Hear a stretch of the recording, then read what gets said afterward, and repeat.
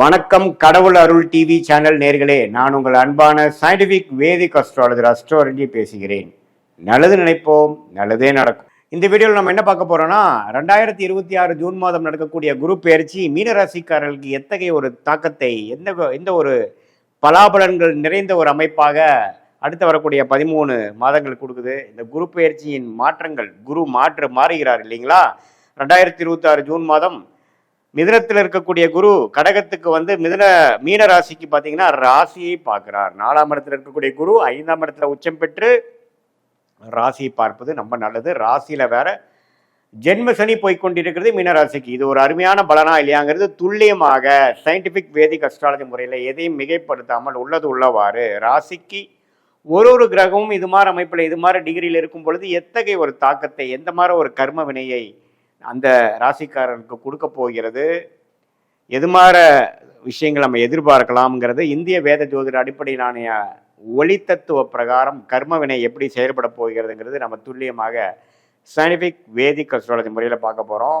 இப்போ பாருங்க, மீனராசிக்கு வந்து ராசி அதிபதியாகிய குரு 4ஆம் இடத்துல இருப்பவர் ஜூன் மாதம் 2026 அப்புறம் ஒரு வருடத்துக்கு அப்புறம் 5ஆம் இடத்துல உச்சம் பெற்று ராசியை பார்க்கிறார். அது மிகவும் நல்லது. என்ன நல்லது அப்படின்னா, இதுவரை ஜென்மசனி தாக்கத்தினால் அவதிப்பட்டு கொண்டிருக்கக்கூடிய மீனராசிக்காரர்கள் மனசு புத்துணர்ச்சி பெறக்கூடிய அமைப்பு, மனசுல ஒரு சோகமாக, ஒரு கிளாரிட்டி இல்லாமல் ஒரு மாதிரியாக வாழ்ந்து கொண்டு இறுக்கமான ஒரு சூழ்நிலையில் வாழ்ந்து கொண்டு இருக்கக்கூடிய மீனராசிக்காரர்களுக்கு குருவின் பெயர்ச்சி, குருவின் பார்வை ராசி மேல இருக்கக்கூடிய ஜென்மசனி மேல் விழும் பொழுது அந்த சனியின் உக்கிர குணங்கள் குறைந்து மனம் கொஞ்சம் சாந்தமடையும். மனம் வந்து முதல்ல இருக்கக்கூடிய இறுக்கங்கள் இல்லாமல் அதுக்கு தகுந்த மாதிரி ஒரு நல்ல சம்பவங்கள், வாழ்க்கை சம்பவங்கள் உருவெடுக்கும்.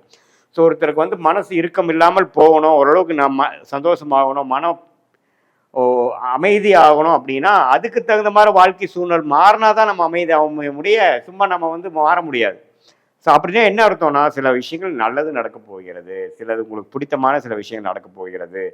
5ஆம் இடங்கிறது பார்த்தீங்கன்னா நமக்கு பிடிச்சமான காதல் விஷயங்கள், நமக்கு என்ன விஷயங்கள் நம்ம பிடிக்குமோ, ஸ்போர்ட்ஸாக இருக்கட்டும், ஹாபியாக இருக்கட்டும், நமக்கு பிடிக்கக்கூடிய விஷயங்களில் வந்து நல்ல ஒரு பலன் கொடுத்து நமக்கு அதில் போய் ஈடுபடுற மாதிரி ஒரு நல்ல வாய்ப்பை கொடுத்து அது மூலமாக மன உற்சாகத்தை கொடுத்து வாழ்க்கை கொஞ்சம் சுவாரஸ்யமாக போகக்கூடிய அமைப்பு. இந்த மாதிரி ஜென்மசனி தாக்கத்தில் அவதிப்பட்டு கூடி இருக்கிறவங்களுக்கு பாலைவனத்தில் ஒரு சோலைவனம்ங்கிற மாதிரி ஒரு நல்ல டைம் கொடுக்கக்கூடிய அமைப்பு இருக்குது. அதே சமயத்தில் நவம்பர், டிசம்பர், ஜனவரியில் குரு 3ஆம் இடத்துக்கு போகும்பொழுது நிறைய சுப விரயங்கள், நிறையா டிராவலிங்கள், பணப்புழக்காட்டங்கள், அது எல்லாமே கொடுக்கக்கூடிய அமைப்புகள் இருக்குது. ஸோ எப்படி பார்த்தாலும் ஜென்மசனியால் பாதிக்கப்பட்டு கொண்டு இருக்கக்கூடிய மீனராசிக்காரர்களுக்கு இந்த குருவின் பயிற்சி நல்ல ஒரு பயிற்சியாகவும், மன உற்சாகம் அடையக்கூடிய பயிற்சியாகவும், மன இறுக்கங்கள் குறையிற மாதிரியும், மன சோர்வுகள் குறையிற மாதிரியும், வாழ்க்கையில் கொஞ்சம் புது ரிலேஷன்ஷிப், உறவுகள், சில விஷயங்கள் நமக்கு பிடித்த மாதிரி அமைந்து இதுவரை நமக்கு ஒரு மாதிரியான ஹாஸ்டைலாக நமக்கு பிடிக்காத மாதிரி, நமக்கு ஒரு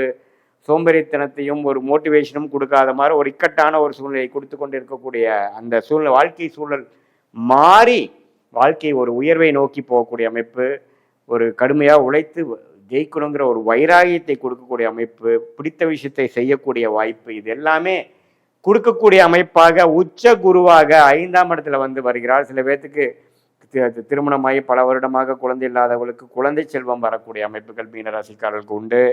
அதே மாதிரி காதல் கைகூடுற விஷயங்கள், இடம் மாற்றங்கள், நம்மளுடைய பிடித்தமான ஒரு ஜாப், நமக்கு எது மாதிரி ஒரு ஜாப் பிடிக்குமோ அந்த ஜாபே கிடைக்கிறது, நம்ம வாழ்க்கையில் வந்து கொஞ்சம் சுவாரஸ்யம் ஆகிறது, உறவுகளாக இருந்தாலும் சரி, பண விஷயங்களாக இருந்தாலும் சரி, வண்டி வாகனம், எல்லாத்துலேயுமே ஓரளவுக்கு திருப்தியான ஒரு அமைப்பு கிடைக்கக்கூடிய அமைப்பை கொடுக்க வல்லதாக இந்த 4ஆம் இடத்து குரு 5ஆம் இடத்துக்கு வரும்பொழுது 11ஆம் இடம் என்று சொல்லப்படுகிற லாப பூர்த்தி ஸ்தானத்தை பார்க்கும் பொழுது மனசு உற்சாகம் அடைஞ்சு சுப விஷயங்கள், தடைகள் நீங்கி சுப விஷயங்கள் நடந்து சோஷியல் கேதரிங், அது மாதிரி விஷயங்கள் மூலமாக மனசு சந்தோஷம் அடைய, சொசைட்டியில் ஒரு நல்ல ரெகக்னிஷன், ஸ்டாண்டிங் கிடைக்கக்கூடிய மன உற்சாகம், சாட்டிஸ்ஃபேக்ஷன் கிடைக்கக்கூடிய அமைப்புகள் உண்டு. கடவுள் அருள் டிவியை பார்த்தமைக்க நன்றிகள். மேலும் இது போன்ற தகவல்களை தெரிந்து கொள்ள கடவுள் அருள் டிவியை சப்ஸ்கிரைப் செய்யுங்கள். மறக்காமல் பெல் ஐக்கானை கிளிக் செய்யுங்கள்.